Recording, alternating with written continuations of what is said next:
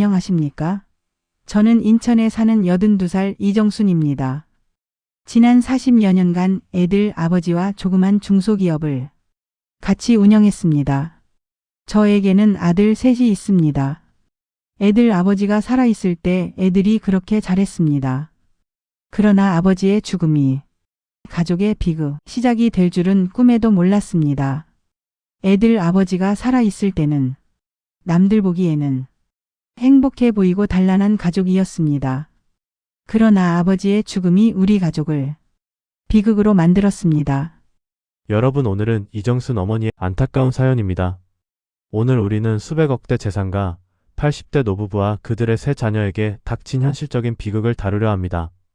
한 남자의 평생의 업적이 곧 가족의 고통이 될 때 그 유산은 축복이 아닌 재앙의 불씨가 됩니다.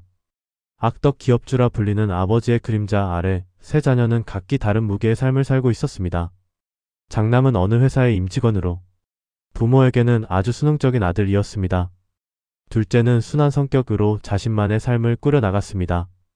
장남과 둘째는 부모의 그늘에서 벗어나 자기들만의 생활을 했습니다. 하지만 문제는 막내였습니다. 막내는 40대 중반의 나이였고 아직 미혼이었으며 동거 중이었습니다. 막내의 생활은 오직 부친의 돈으로만 생활하며 누구 못지않게 호화스럽게 살고 있었습니다. 차도 외제차를 타고 다니며 직장 하나 없이 그야말로 부잣집 막내 아들이었습니다.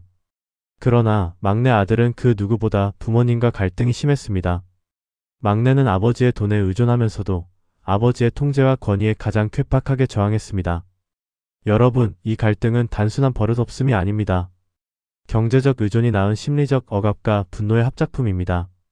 장남은 기업 임직원이자 온순한 성격으로 이 고질적인 갈등 앞에서 침묵을 선택했습니다. 폭발적인 막내와 억압적인 아버지 사이에서 장남의 침묵은 당장의 평화를 유지했으나 이 침묵이야말로 미래 상속 분쟁의 폭선이 됩니다. 80세가 넘은 기업주 아버지는 자신이 떠난 뒤 가족이 겪을 혼란을 모르지 않았습니다. 그는 유산을 어떻게 분배해야 할지 선택의 기로에 놓였습니다. 과연 공평하게 n분의 1로 나눌 것인가? 아니면 평생을 꼴찌거리였던 막내에게 마지막 통제로서 더 적게 줄 것인가? 혹은 수능적이었던 장남에게 더 많은 경영권을 몰아줄 것인가? 여러분, 이 선택은 단순한 돈 문제가 아니라 평생의 가치관의 종착역이었습니다. 그리고 이 모든 상황을 묵묵히 지켜보던 어머니. 아버지가 생전에 어떤 선택을 하든 어머니는 그저 가족의 평화만을 빌었을 것입니다. 하지만 곧 닥칠 비극에서 어머니의 평생 소망은 깨지게 됩니다.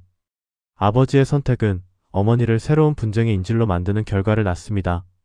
마침내 아버지가 세상을 떠납니다. 오랜 갈등의 추축이 사라지자 가족의 역학관계는 완전히 뒤바뀝니다. 그리고 억눌렸던 감정이 터져나옵니다. 바로 막내입니다.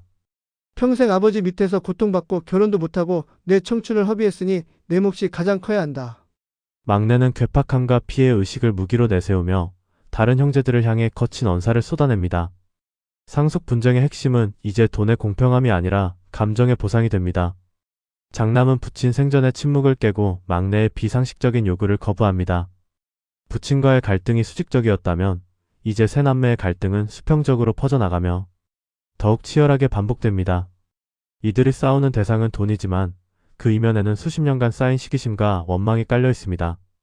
아버지의 유산 정리 후 자녀들은 자연스럽게 홀로 남은 어머니의 부양 문제와 남은 재산 관리에 대한 논의를 시작합니다.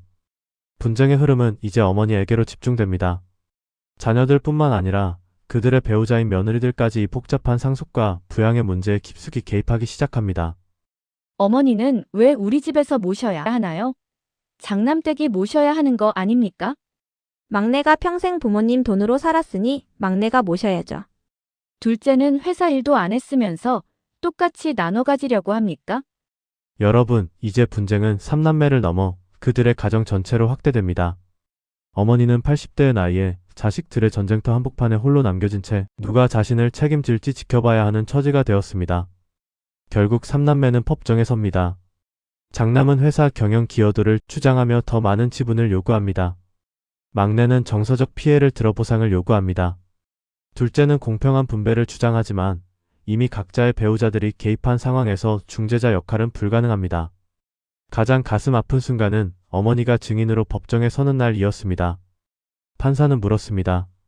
어머니께서는 어느 자녀와 함께 거주하기를 원하십니까? 80대 어머니는 떨리는 목소리로 대답했습니다. 저는 그냥 세 자식이 다 같이 명절에 모였으면 좋겠습니다. 법정은 잠시 침묵에 휩싸였습니다. 여러분, 평생을 함께한 가족이, 사랑했던 자식들이 이제 법대로, 계산대로, 권리대로만 나뉘어지는 순간이었습니다. 법원은 판결을 내렸습니다. 회사 지분과 부동산, 현금 자산을 세 자녀에게 나눴습니다. 장남은 경영권의 일부를, 막내는 현금 자산의 일부를, 둘째는 부동산 일부를 받았습니다. 수백억은 법대로 나뉘었습니다. 하지만 여러분, 정말 중요한 것들은 나뉘지 못했습니다. 그해 명절, 어머니의 식탁은 비었습니다. 장남은 법정에서 막내가 했던 말 때문에 막내와 연락을 끊었습니다. 막내는 형들이 자기를 배신했다며 가족 모임을 거부했습니다. 둘째는 그 사이에서 지쳐 명절마다 핑계를 댔습니다. 어머니는 결국 장남 집 근처 작은 아파트에서 혼자 지내게 되었습니다. 명목상으로는 독립적인 생활이지만 실제로는 누구도 어머니와 함께 살기를 원하지 않았기 때문입니다. 3년이 흐른 후 한 법률 상담 프로그램에 막내가 출연했습니다. 그는 이렇게 말했습니다. 돈을 받긴 받았는데 형제도 없어지고 어머니도 멀어지고 제가 뭘 얻은 건지 모르겠어요. 그냥 수억이 통장에 있는데 어머니는 명절마다 혼자입니다. 여러분, 이것이 현실입니다. 수백억대 유산 앞에서 가족은 무너졌습니다. 여러분, 이 이야기는 먼 나라의 이야기가 아닙니다. 대한민국 어디에서나 일어나고 있는 현실입니다. 유산은 축복이 될 수도 있지만 준비되지 않은 유산은 저주가 됩니다.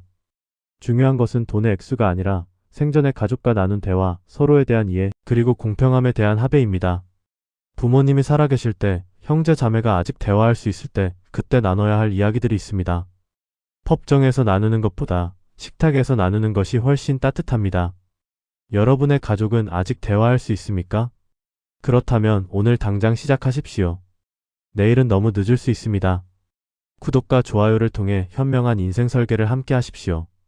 여러분의 가족이 이런 비극을 겪지 않기를 진심으로 기원합니다.